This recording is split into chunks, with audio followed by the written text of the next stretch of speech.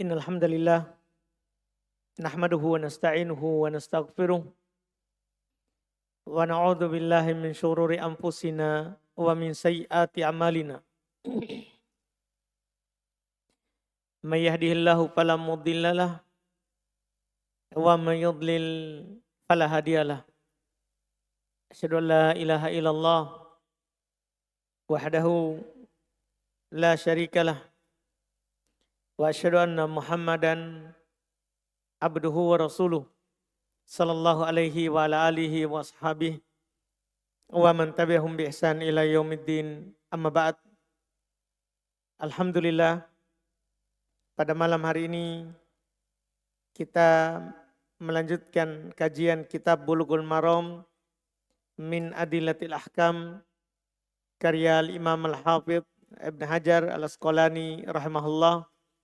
Kita hari ini di majelis ke-39 masuk di pembahasan kitab yang baru dari Bulughul Maram ini, yaitu Kitabu As-Shalah. Kitab tentang salat. Pembahasan yang kita akan pelajari mulai dari malam ini dan di pertemuan-pertemuan yang akan datang, kita akan membahas tentang perkara salat, dan ini adalah perkara yang bisa dikatakan wajib ain bagi setiap muslim dan muslimah untuk mengetahuinya. Dikarenakan salat adalah rukun Islam yang kedua. Salat adalah rukun Islam yang kedua yang diwajibkan terhadap setiap muslim dan muslimah yang berusia balik dan berakal. Yang sudah berusia balik dan berakal. Tidak ada silang pendapat dari kalangan kaum muslimin bahwa salat ini merupakan rukun Islam. Berdalil dengan hadis, berdalil dengan Quran, hadis Nabi yang sangat banyak, nanti diantaranya kita akan baca. Ketika kita membaca Kitabus Shalah ini, dan semua ulama madhab tidak ada yang menukil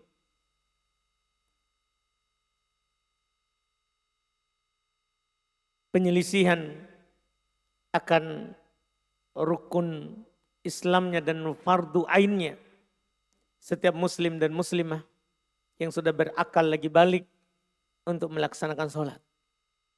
Karenanya juga mereka bersepakat, siapa meninggalkan sholat secara sengaja, maka batal keislamannya. Batal keislamannya. Tidak ada silang pendapat. Karena dia meninggalkan rukun Islam yang menjadikan dia muslim dan saudaranya muslim.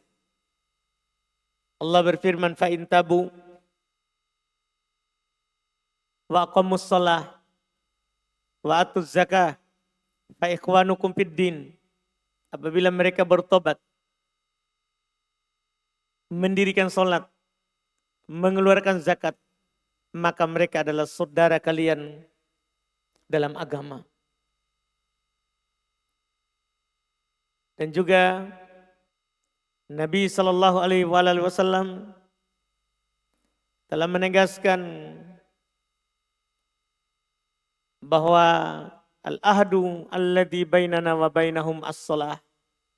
Ikatan antara kita dan mereka adalah salat. Faman tarakaha faqad kafar. Siapa yang meninggalkannya, maka sungguh dia telah kafir. Para ulama hanya berselisih pendapat Kalau dia meninggalkan sholat karena malas. Karena malas. Ada yang berpendapat belum kafir tapi dia telah jatuh dalam dosa yang lebih besar daripada zina, mencuri, membunuh. Karena ini rukun Islam.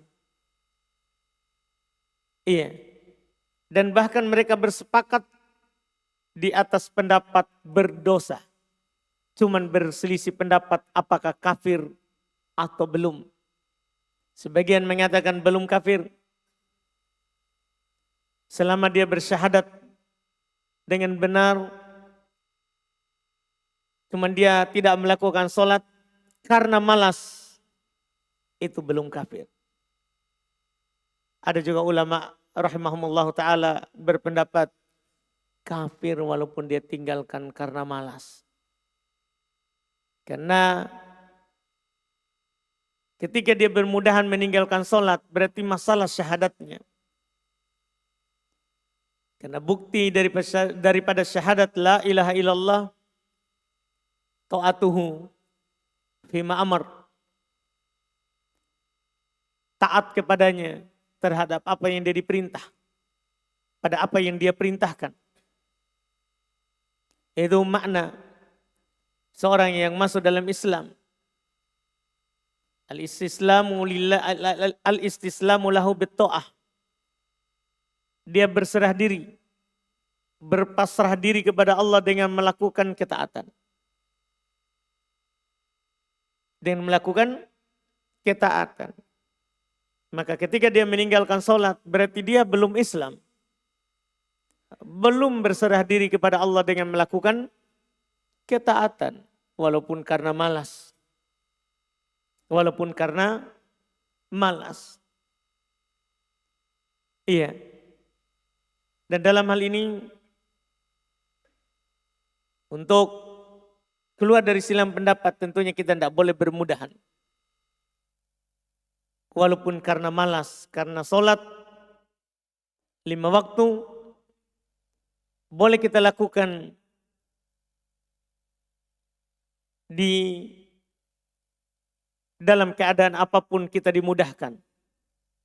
Kalau kita tidak mampu berdiri boleh kita duduk. Kalau kita tidak mampu duduk boleh kita berbaring.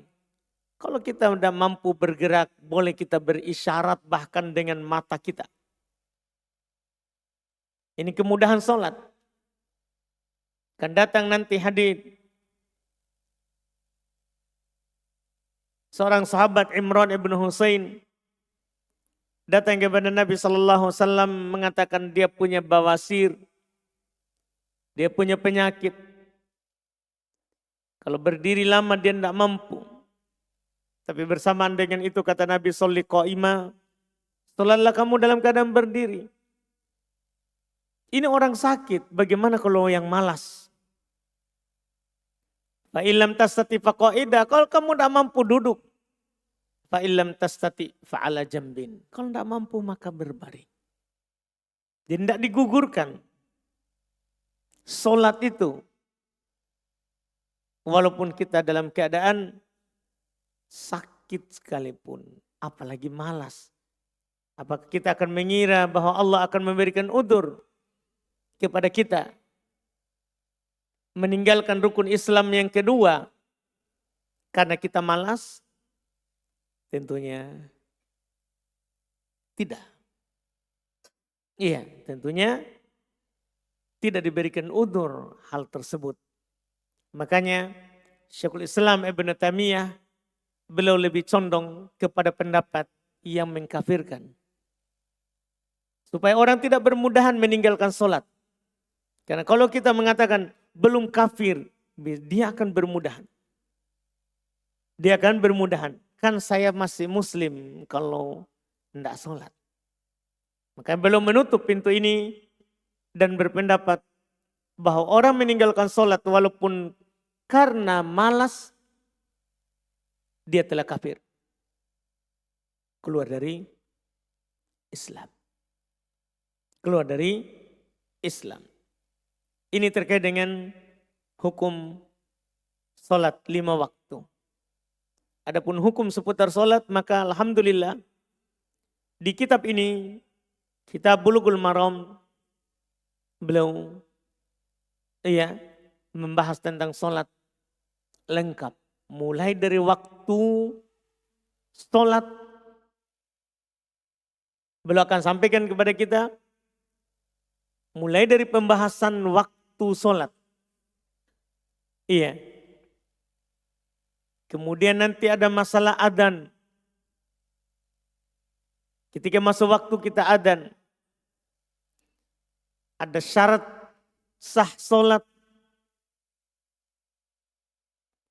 Ada nanti pembahasan sutra, bahkan sutratul musolli, sutranya orang yang sholat. Ada pembahasan anjuran untuk khusyuk. Ada pembahasan masjid. Ada pembahasan sifat sholat. Bagaimana Nabi sholat.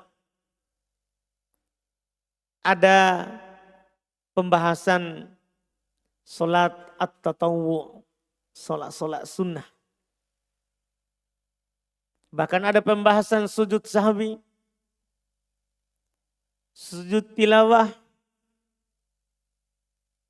Sampai nanti pada ujungnya insya Allah beliau akan tutup pembahasan sholat dengan menyebutkan kitab setelahnya, Kitabul Janaiz. Kitab tentang jenazah. Yang di dalamnya beliau bahas semua tentang jenazah. Mulai dari sebelum meninggal, saat meninggal, setelah meninggal, dimandikan, dikafani, disolati, diantar ke kuburan, dikubur, setelah dikubur. Semuanya dibahas di kitab ini. Tinggal kita istiqomah untuk hadir mendengarkannya. Iya, karena kitab ini sebagaimana dulu saya sampaikan waktu pendahuluan, waktu pertemuan pertama, kitab ini adalah kitab fikih yang sudah lengkap. Babnya dan hadits-haditsnya. Bahkan kalau ada orang berdalil dengan hadits dalam sebuah madhab, belum sampaikan haditsnya walaupun haditsnya dhaif atau bahkan palsu. Tapi karena ada yang berdalil dengan hadits itu terkait dengan madhab fikih pendapat, maka beliau sebutkan untuk mengisyaratkan bahwa ada yang berpendapat dengan hadits itu. Karena ini sekali lagi fikih yang sudah lanjutan fikih lengkap dalam pembahasan fikih Islam. Kata beliau Kitabus Shalah, kitab tentang sholat.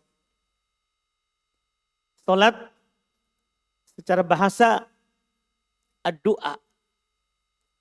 Sholat itu secara bahasa bermakna doa. Adapun secara istilah, maka sholat maknanya adalah at-ta'abbud lillah, kita menghambakan diri kepada Allah. Kita menghambakan diri kepada Allah. Biaqwal maksusah wa af'al maksusah. Al-muftataha bitakbir, al-muqtatama bitaslim ma'an niyah. Seorang melakukan penghambaan diri kepada Allah dengan ucapan khusus, bacaan-bacaan khusus, dan perbuatan-perbuatan yang khusus yang dibuka dengan takbir, diakhiri dengan salam. Bersamaan dengan itu harus ada niatnya. Harus ada niatnya. Iya, ini makna sholat menurut lisan syar'i. Setelah itu beliau akan menyebutkan bab pertama terkait dengan waktu. Kata Al-Imam Al-Hafidh Ibn Hajar rahimahullah, babu al-mawaqit. Bab terkait dengan waktu, tentang waktu-waktu sholat. Di bab ini beliau akan menyebutkan banyak hadits terkait dengan waktu. Apakah waktu sholat 5 waktu dan sholat-sholat yang lain. Bahkan beliau akan menyebutkan waktu terlarang untuk melakukan sholat. Beliau akan menyebutkan hadits yang pertama ini langsung 3 riwayat. Ya, ini hadits nomor 151, 152 dan 153. Kata beliau rahimahullah, an Abdillahi ibn Amr radhiyallahu anhuma qala anna nabiyallahi sallallahu alaihi wasallam qala waqtu dhuhri idza zalatis syams wa kana dhillu rajuli katulihi ma lam yahduril asr wa waqtul asr ma lam tasfar syams wa waktu salatil maghrib malam yagibis syafaqa wa waktu salatil isya ila nisfil lailil awsat wa waktu salatis subhi min tulu'il fajri malam tatlu'is syams. Rawah Muslim walahu min hadithi Buraidah fil asr wa syamsu baydha nakiyah wa min hadithi Abi Musa wa syamsu murtafi'ah. Ini riwayat pertama terkait dengan waktu yang beliau sebutkan. Kata beliau rahimahullah dari Abdullah ibn Amr radhiyallahu taala anhu, beliau berkata bahwa Nabi sallallahu alaihi wasallam bersabda, waktu duhur, belum mulai dengan waktu duhur. Idza zalatis syams, jika matahari telah condong, yaitu ke barat, karena matahari dari timur akan naik sampai di atas kepala kita, itu namanya tengah hari. Ketika matahari sudah mulai condong ke arah barat, disitulah awal waktu duhur. Wakana dilur rajul katulih. Dan bayangan seorang sama dengan tingginya. Bayangan seorang sama dengan tingginya. Sampai kapan? Selama waktu asar belum tiba. Arti ini ringkasan ya. Jadi waktu duhur itu terbentang panjang. Mulai dari tergelincirnya matahari sampai bayangan itu sama dengan orangnya. Itu masih waktu duhur. Iya kan? Kalau orang berdiri di bawah matahari, kalau sudah ada cahaya, sudah ada bayangan sedikit ke arah timur, sudah zawal. Sampai nanti bayangannya itu makin panjang, sampai seperti tinggi orangnya. Kalau sama dengan tinggi orangnya, masih waktu duhur juga. Sampai kapan? Selama asar belum hadir. Itu waktu asar, waktu duhur. Selama asar belum hadir kata Nabi. Wa waktul asar, dan disitulah juga waktu asar masuk. Iya. Terus beliau katakan waktu asar masuk malam tasfar asyams, belum langsung terkait dengan ujung waktu. Karena waktu asar awalnya adalah keluar waktu duhur. Keluar waktu duhur. Kapan? Sebentar akan disebutkan dan sudah diisyaratkan tadi. Kalau bayangan benda sudah semisal dengan bendanya. Berarti dari situ sudah masuk waktu asar, keluar waktu duhur. Sampai kapan? Selama kata beliau matahari belum menguning. Itu matahari ketika turun dari asar itu putih bersih. Makin dekat ke permukaan laut untuk terbenam, maka akan keluar warna kuning. Iya, ini yang Nabi isyaratkan. Selama matahari belum menguning, waktu sholat maghrib, selama awan merah belum menghilang. Jadi beliau sekarang adalah menyebutkan ujung waktu. Waktu maghrib kapan masuk? Nanti kita akan sebutkan hadits lain. Kapan masuk? Kalau matahari sudah terbenam. Bulatannya itu sudah hilang di atas permukaan laut. Cahayanya masih ada. Tapi bulatannya sudah hilang di permukaan laut. Sampai kapan? Nabi bilang sampai awan merah. Sebenarnya bukan awan, tapi warna merah. Ketika matahari makin dalam, ya makin ke bawah, maka warna kuning tadi akan berubah menjadi merah. Itu di ufuk barat. Iya, sampai menghilang warna merah itu, maka sudah selesai waktu maghrib. Kalau menghilang, maka masuk waktu isya. Waktu sholat isya hingga tengah malam. Menyebutkan akhir semua ini. Waktu sholat isya hingga tengah malam. Dan waktu sholat subuh semenjak terbitnya fajar hingga matahari belum terbit. Artinya terbit fajar hingga matahari terbit. Itulah waktu subuh. Nah, ini riwayat Muslim. Menurut riwayat Imam Muslim juga dari hadits Buraidah radhiyallahu taala anhu tentang waktu sholat asar dan matahari masih putih bersih. Kata Nabi, wasyamsu naqiyah. Matahari masih putih bersih, belum keluar cahaya warna kuning. Kemudian dari hadits Abu Musa radhiyallahu taala anhu, beliau berkata dan matahari masih tinggi. Matahari masih tinggi. Ini tentang asar. Hadits ini Masya Allah. Kebanyakannya menjelaskan akhir waktu. Iya, yang beliau sebutkan awal waktu itu adalah hanya duhur dan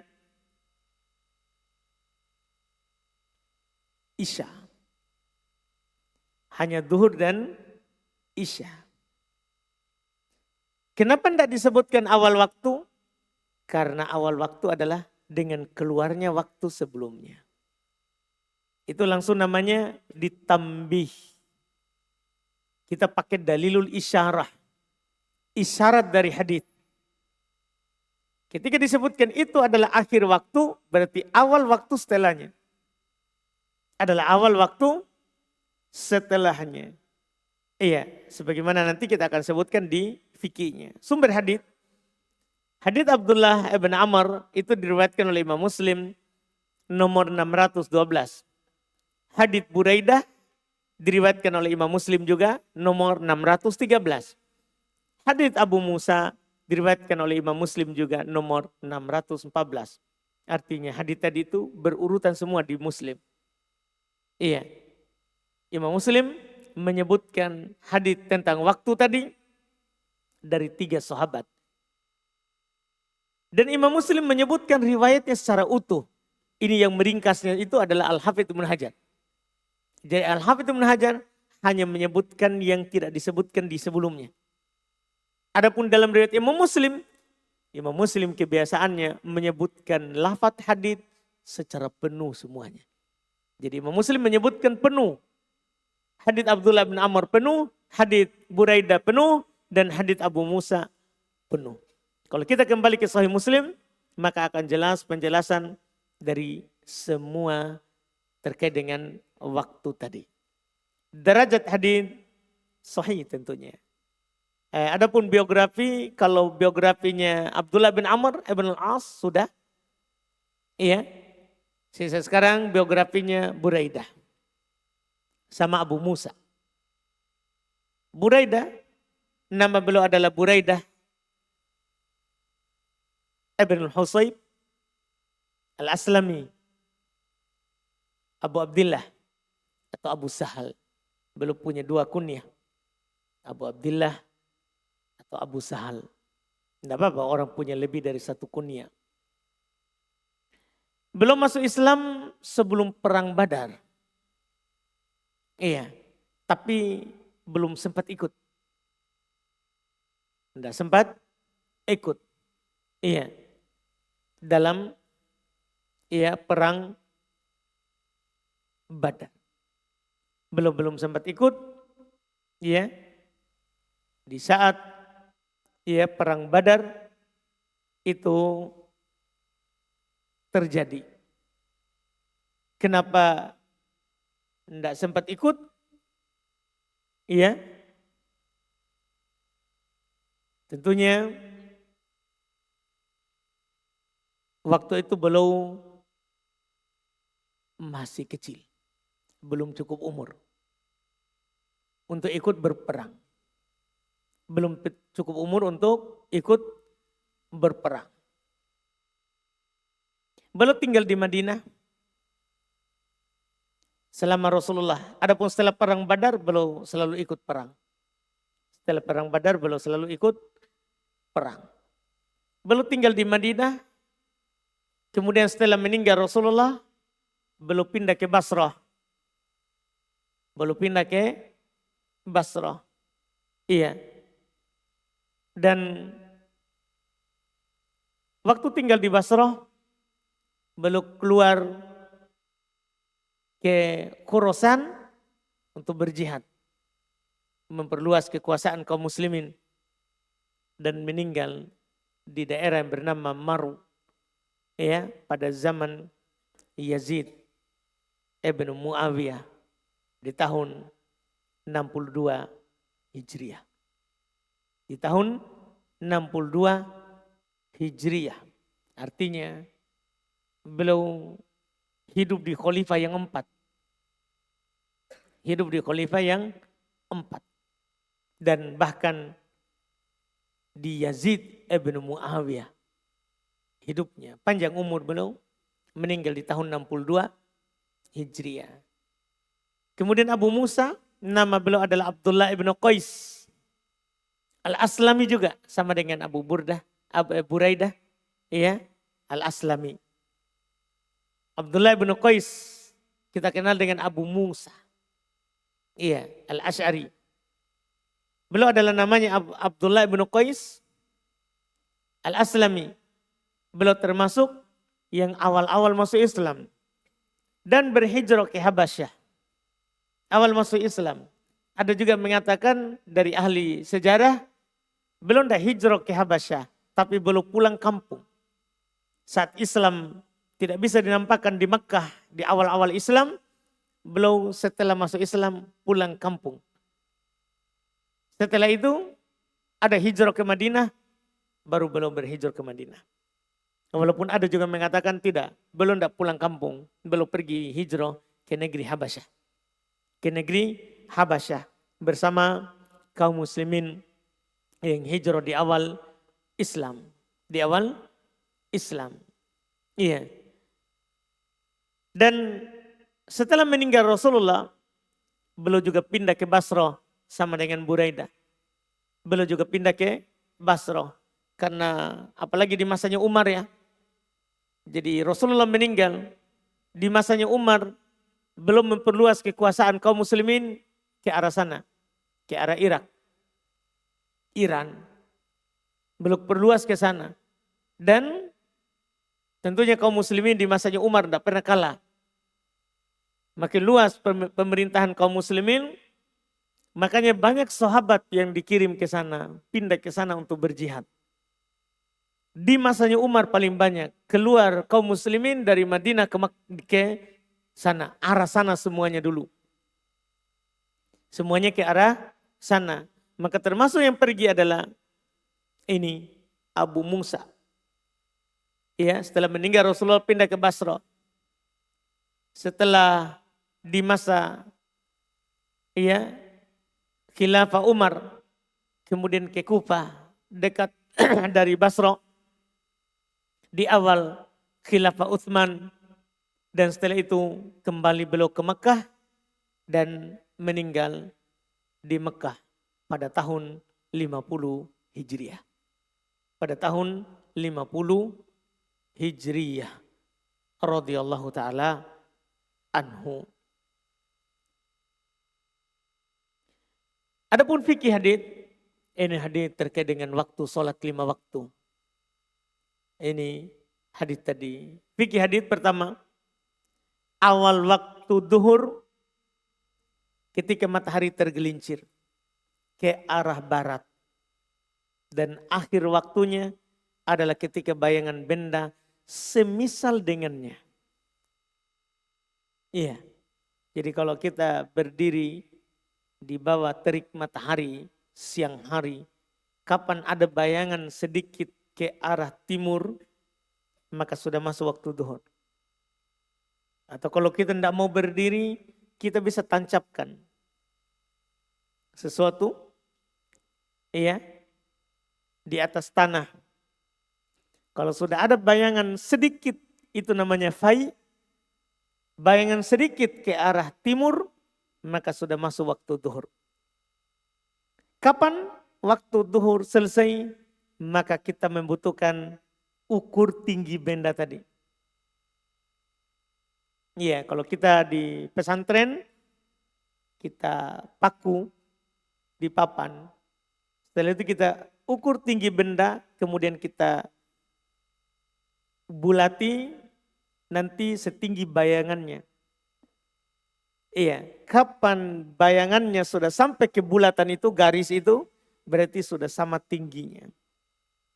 Sudah sama tingginya. Itu waktu dulu, waktu asar, waktu duhur. Kalau orang lihat waktu dulu pakai begitu. Sekarang orang dengan HP. Kalau adzan masuk waktu. Iya, kalau tidak ada jaringan, ya susah. Iya.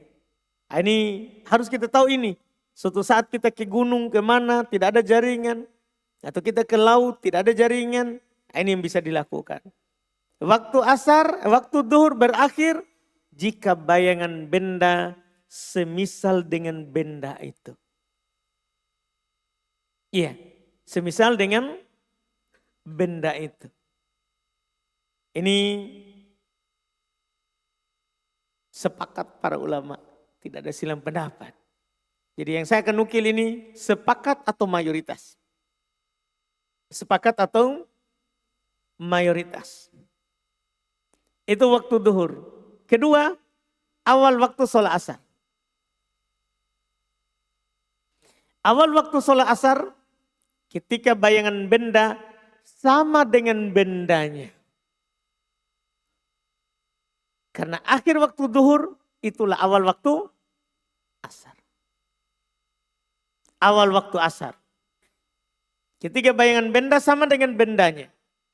Dan akhir waktu asar adalah ketika matahari terbenam. Akhir waktunya itu. Ketika matahari terbenam. Iya. Ini waktu asar. Kata Nabi, wa kana dhillu rajul katulih. Ala bayangan seorang sama dengan tingginya. Bayangannya sudah sama dengan tingginya. Itu sudah akhir waktu duhur, awal waktu asar. Iya, awal waktu asar. Dalam sebagian lafaz, tapi di luar Muslim ya. Di luar Muslim. Iya. Seperti riwayat Imam Ahmad, An-Nasai dan selainnya. Kata beliau, kana dillu mitla syaksih. Adalah bayangan seperti orangnya. Bayangannya seperti orangnya. Artinya sama tingginya. Sama tingginya. Ini rincian. Iya. Dan jangan heran kalau dirinci seperti ini. Kenapa? Ini kan terkait dengan rukun Islam. Tidak mungkin masalah buang air dijelaskan.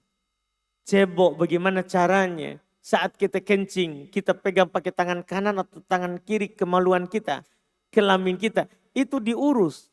Tapi masalah sholat tidak diurus. Ini syariat sempurna. Tidak mungkin masalah besar tidak rinci. Tidak rinci. Jadi ini rinci. Rinci. Iya. Yang diterangkan oleh Nabi Sallallahu Alaihi Wasallam. Di hadits Buraidah tadi, terkait dengan waktu asar, wasyamsu baydha nakiyah. Matahari itu masih putih bersih. Matahari masih putih bersih. Iya. Di riwayat Abu Musa, wasyamsu murtafi'ah. Matahari masih tinggi. Matahari masih tinggi. Iya. Itu riwayat Abu Musa. Menunjukkan asar itu matahari masih tinggi. Tapi untuk memastikan tadi keterangannya, bayangan seorang sama dengan orangnya. Bayangan seorang sama dengan orangnya. Ini awal waktu asar. Dan akhirnya matahari terbenam. Matahari terbenam. Karena ya hadits tadi sangat jelas menjelaskan ya bahwa Nabi Sallallahu Alaihi Wasallam katakan malam tasfar asyams, selama matahari itu belum mengeluarkan warna kuning. Dan itu saat matahari sudah mendekat ke permukaan laut. Itu ketika matahari sudah mendekat ke permukaan laut. Iya. Dalam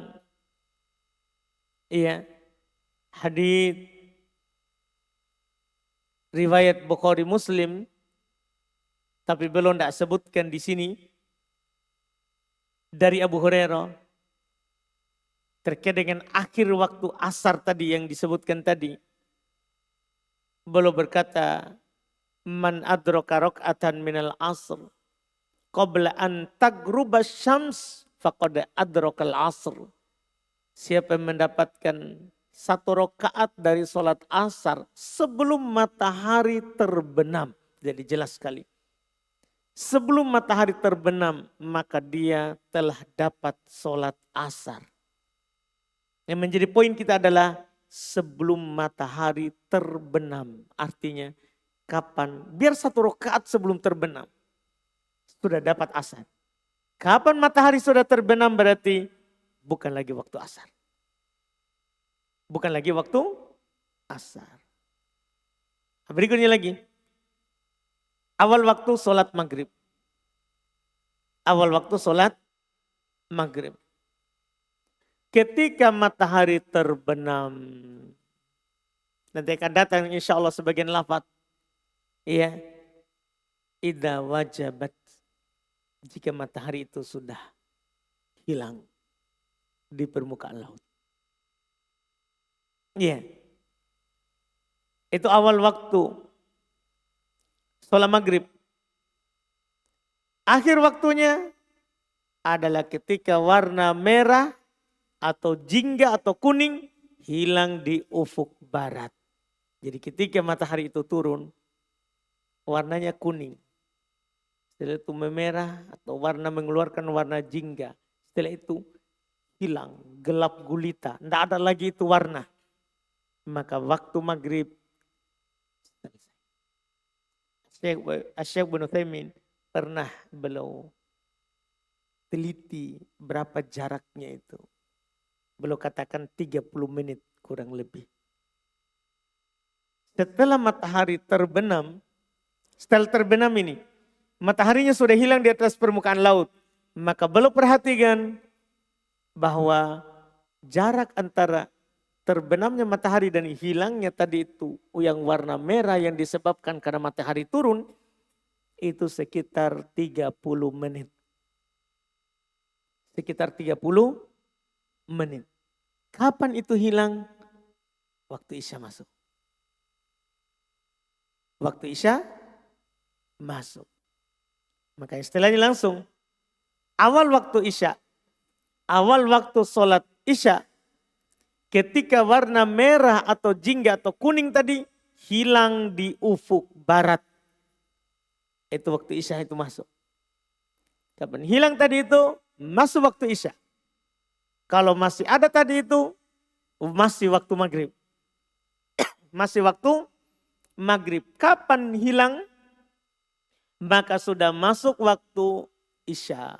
Awal waktu. Awal waktu. Adapun akhir waktunya adalah ketika terbit fajar shadiq. Panjang isya adalah waktu terpanjang dari waktu sholat. Iya. Walaupun nanti insya Allah kita ini kan tidak sebutkan sekaligus. Sesuai dengan hadis saja dulu. Ada nanti waktu pilihan dan ada waktu darurat. Ini kita hanya berbicara waktu bentangannya sampai kapan, dari mana ke mana.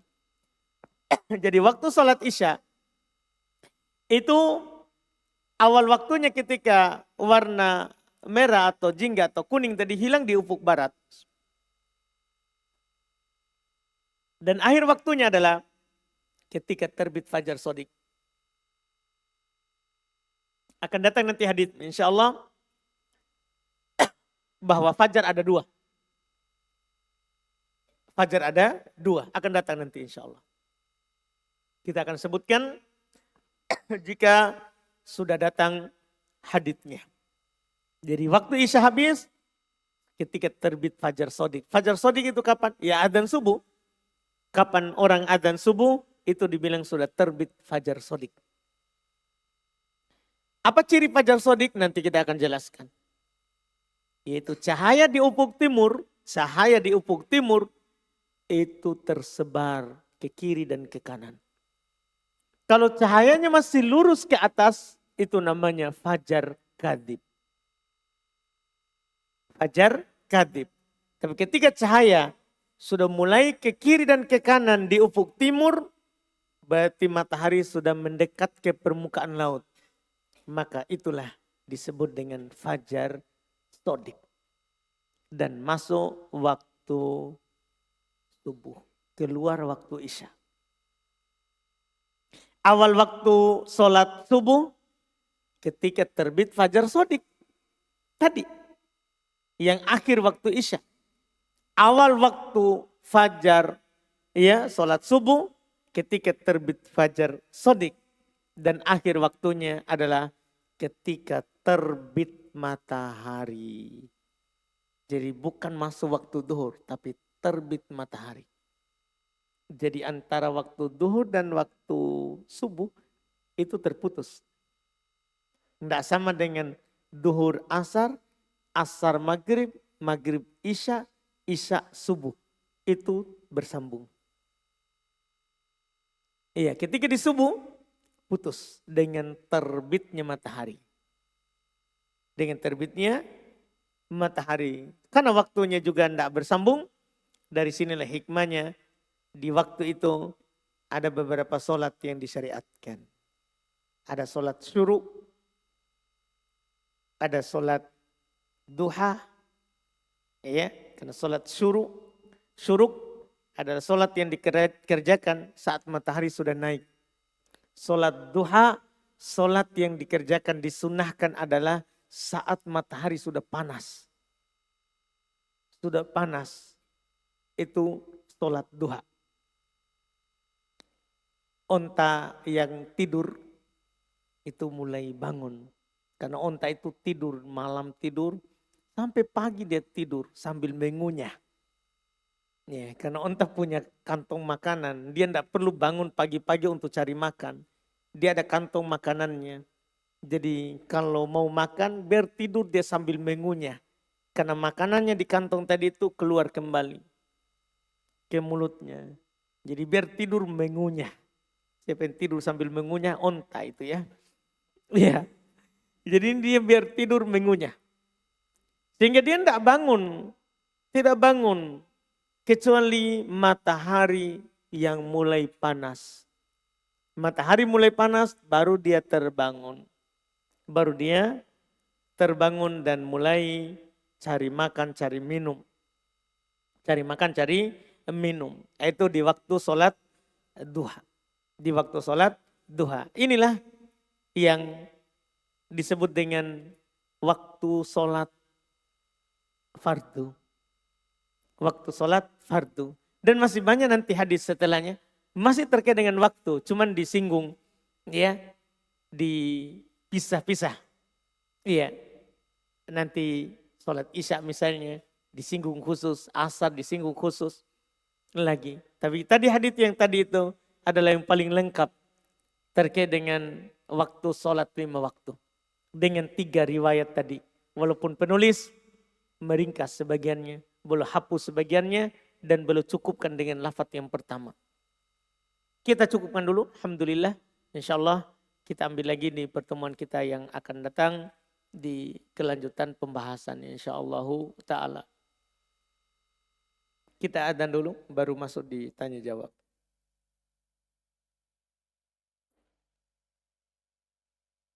Kita baca di sini pertanyaannya masuk.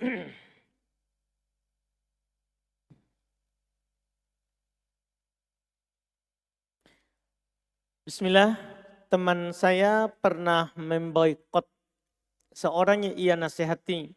Karena orang ini yang dia nasihati tidak mengerjakan apa yang dia sampaikan. Karena alasan dia mengambil pendapat lain. Apakah orang yang memboikot ini caranya sudah benar dalam menasehati? Tidak benar. Seorang kalau diterima alhamdulillah. Kalau tidak diterima maka juga alhamdulillah. Iya, hidayah ada di tangan Allah. Yang penting kita sudah menyampaikan. Kata Allah, ud'u ila sabili rabbika apa ayatnya? Bil hikmati wal mau'izatil hasanah. Ajaklah orang ke jalan Rabbmu dengan hikmah. Dan nasihat yang mendalam. Tidak boleh kita jengkel, tidak boleh kita marah. Nasihat yang mendalam. Kalau memang perlu diberdebati, dia punya pendapat lain dan kita punya pendapat yang lebih kuat, dalil kita lebih kuat, maka kata Allah, wajadilhum billati hiya ahsan. Debati dengan baik. Jadi kalau memang harus berdebat, debati dengan baik. Debati dengan baik. Ini yang disebutkan. Jadi tidak boleh kita marah. Apalagi sampai memboikotnya.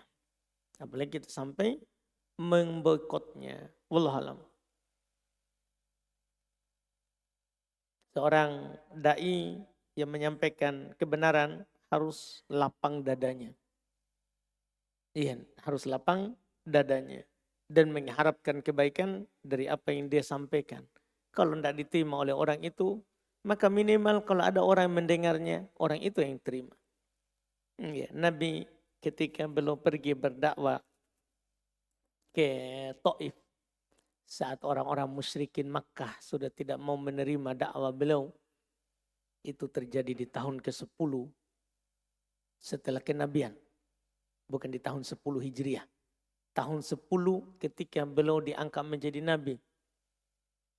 Meninggal Abu Thalib. Sehingga makin keras gangguannya musyrikin Makkah. 3 hari berikutnya meninggal istrinya. Khadijah. Musibah kedua. Perempuan pertama yang masuk Islam. Yang mendukung Nabi dengan jiwa dan hartanya. Meninggal. Maka genaplah penderitaan Nabi. Dari luar dan dari dalam. Maka beliau putuskan untuk pergi berdakwah ke Taif. Beliau tinggal di sana 10 hari. Tidak ada satupun yang menerimanya. Bahkan beliau diejek, dilempari, sampai beliau berdarah. Datang malaikat Jibril. Muhammad, ini ada malaikat gunung. Kalau kamu mau, kamu perintahkan dia. dengan apa yang kamu mau. Dari datang malaikat gunung kepadanya, mengatakan kepada Nabi Muhammad, kalau kamu mau saya akan balik gunung ini, menutup mereka. Karena Taif daerah tinggi, daerah pegunungan. Jadi kalau kamu mau, saya balik gunung ini untuk menutup mereka. Nabi bilang sambil mengusap darah yang mengalir dari kepalanya di wajahnya, tidak. Semoga nanti ada keturunannya. Keturunan mereka ini yang masuk Islam, yang menyembah Allah. Belum pulang kembalilah ke Makkah. Pulang kembali ke Makkah. Mampir sholat di pasar Ukad namanya. Dekat dengan Makkah dari Taif. Malah masuk Islam jin. Yang masuk Islam jin dari Nasibin yang dekat perbatasan Madinah dengan Suriah sana. Masuk Islam dari negeri jin. Ya, itulah seorang yang berharap dari yang diajak itu kalau orang itu tidak terima, minimal kalau memang dia punya hujah yang kuat, jin mendengar bisa mendapatkan kebaikan. Iya, mendapatkan kebaikan darinya. Wallahu alam. Apa hukum mencium tangan kedua orang tua ketika menyalaminya? Atau menaruh tangan orang tua di jidat ketika ya kita tanpa kita membungkukkan badan. Mencium tangan saat salaman boleh. Mencium ya, kita cium dengan hidung atau dengan mulut. Boleh mencium tangan. Yang tidak boleh adalah sujud kepadanya, ruku kepadanya. Ruku kepadanya, tidak boleh. Karena ruku dan sujud itu hanya haknya Allah. Kata Nabi SAW, "Lau kuntu amiron imro'an ayasjuda limri'in, la amartul mar'ata antas juda li zaujiha." Seandainya saya dibolehkan untuk menyuruh seseorang sujud kepada orang lain, maka saya akan perintahkan perempuan, seorang istri, sujud kepada suaminya. Karena jasa suaminya. Bagaimana lagi kalau jasanya orang tua? Seandainya kita boleh, maka boleh kita sujud kepada orang tua. Tapi dalam syariat kita tidak dibolehkan. Iya, tidak dibolehkan. Kata Allah dalam Quran, wa annal masajida lillah fala tad'u ma'allahi ahada. Bahwasannya sungguh al-masajid, alat-alat sujud, tempat-tempat sujud. Iya, itu hanya milik Allah. Tidak boleh kamu sujud untuk selain Allah. Kepada siapapun. Jadi masjid situ adalah bukan masjid begini. Bukan. Maksudnya alat sujud, tempat sujud, alat sujud ini. Dua telapak tangan, jidat, lutut, kaki. Itu hanya milik Allah. Dalam masjid jamak dari isim makan. Dari kata sajada, yasjudu, sajadan, sajidun. Terus? Apa? Masjudun.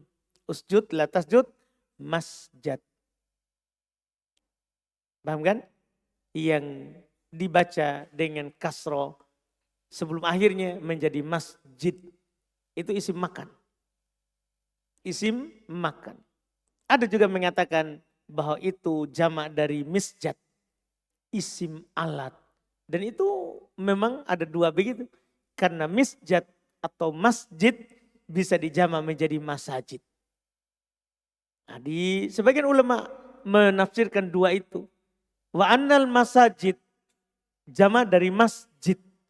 Berarti masjid, tempat ibadah hanya milik Allah. Tidak boleh kita di masjid menyembah selain Allah. Bisa juga mengandung kemungkinan jamak dari misjad, alat sujud. Isim alat. Alat sujud. Tadi yang saya sebutkan. Jidat. Kedua telapak tangan. Kedua lutut. Kedua ujung kaki. Itu alat sujud.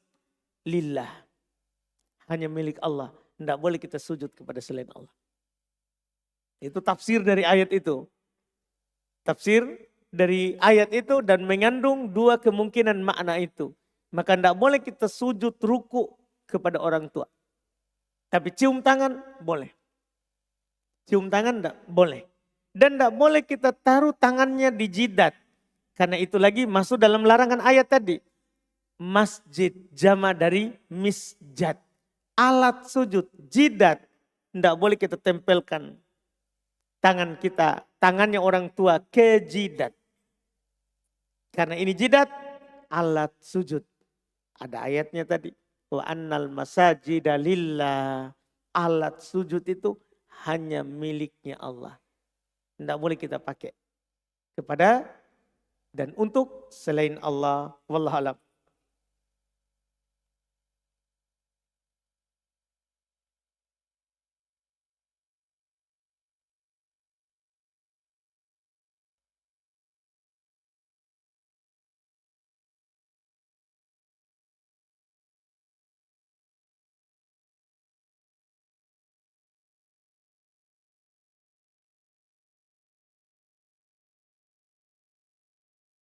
Bagaimana menyikapi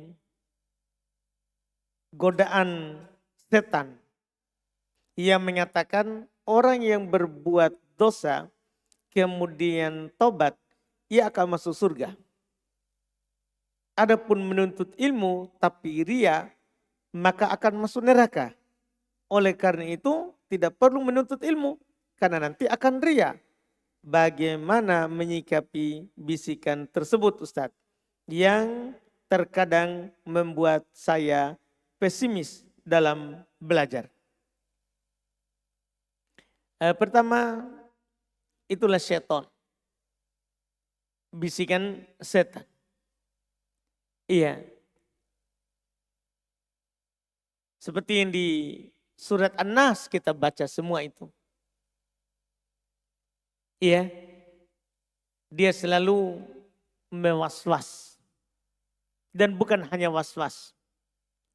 Khonnas. Selalu kembali. Itu khonnas. Hilang kalau orang zikir kepada Allah. Langsung kembali setelah orang lalai. Alladzi yuwaswisu fi sudurin nas. Yang dia selalu membisikkan di dada. Kenapa dada? Karena dia tidak membisikkan di telinga. Dia di hati. Karena orang sudah terpengaruh hatinya maka akan terpengaruh anggota badannya. Akan terpengaruh anggota badannya. Maka apa harus kita lakukan? Di surat An-Nas. Jalan keluarnya. Baca di awal. Karena setan itu seperti itu, maka kul katakan, a'udzu birabbin nas, malikin nas, ilahin nas, min syarril waswasil khannas. Baca itu ayat. Kalau ada bisikan yang seperti itu dulu jalan keluar awal. Katakan, saya berlindung dengan Robnya manusia, penguasanya manusia, dan sembahannya manusia. Dan An-Nas di situ adalah jin dan manusia. Jangan hanya jin saja. Kata-kata An-Nas mencakup jinnya dan manusianya. Makanya di penutup minal jinnati wan nas. Dari jin dan manusia. Karena kalau diinginkan manusia, insan. Kalau diinginkan dengan jin, jin. Tapi kalau An-Nas, manusia dan jin. Manusia dan jin. Dipahami ini mungkin? Jadi Allah perintahkan kita. A'udzu birabbin nas. Berlindunglah dengan Robnya manusia. Malikin nas.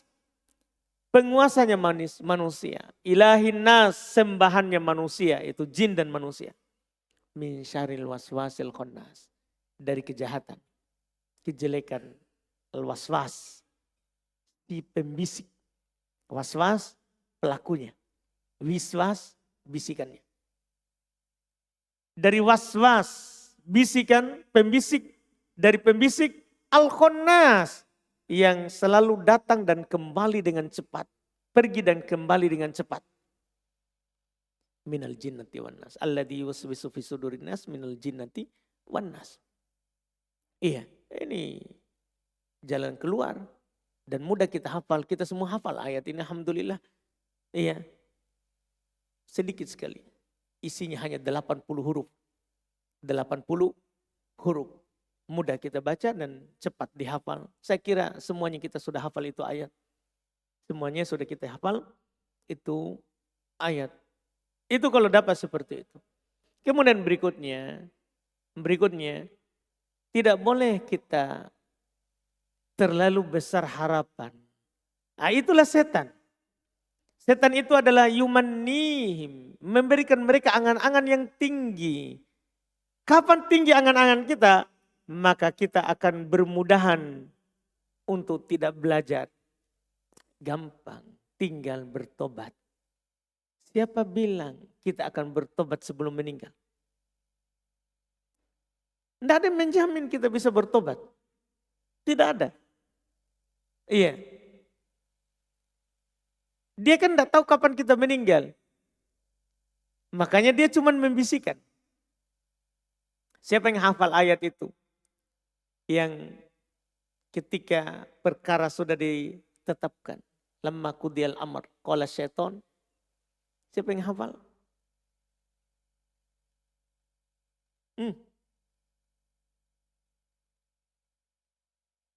Itu awal. Berkata setan itu nanti di hari kiamat. Supaya kita tahu ini pekerjaannya. Berkata syaitan.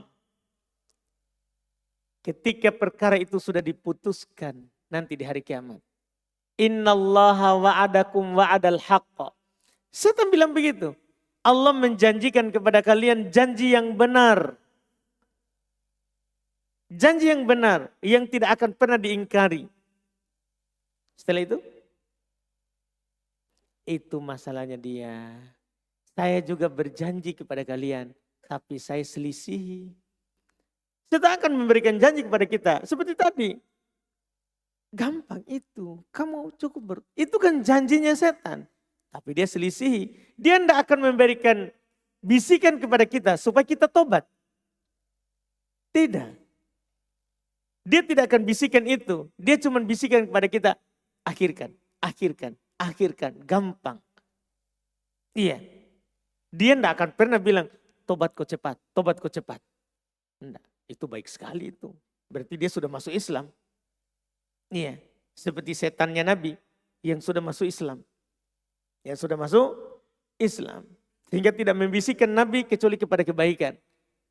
Nah, ini masalah setannya kita ini. Itu dia sendiri yang bilang begitu. Saya berjanji kepada kalian, tapi saya selisihi. Terus? Ini dia. Saya tidak pernah kekuasaan kepada kalian. Saya cuman mengajak. Kalian jawab. Saya cuman mengajak. Jadi setan itu cuman mengajak. Kalian yang jawab. Setelah itu apa kata setan? Ini yang membuat kita menderita dan menangis. Wah, ini judul ceramah baru ini nih.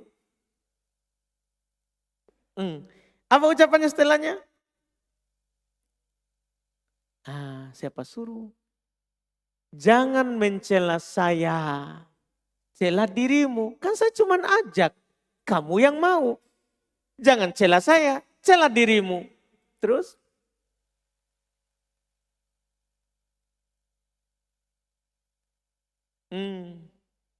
Ma ana bimusrikhikum. Saya tidak akan mampu menolong kalian. Dan kalian juga tidak mampu menolong saya. Kita ini sama-sama begini.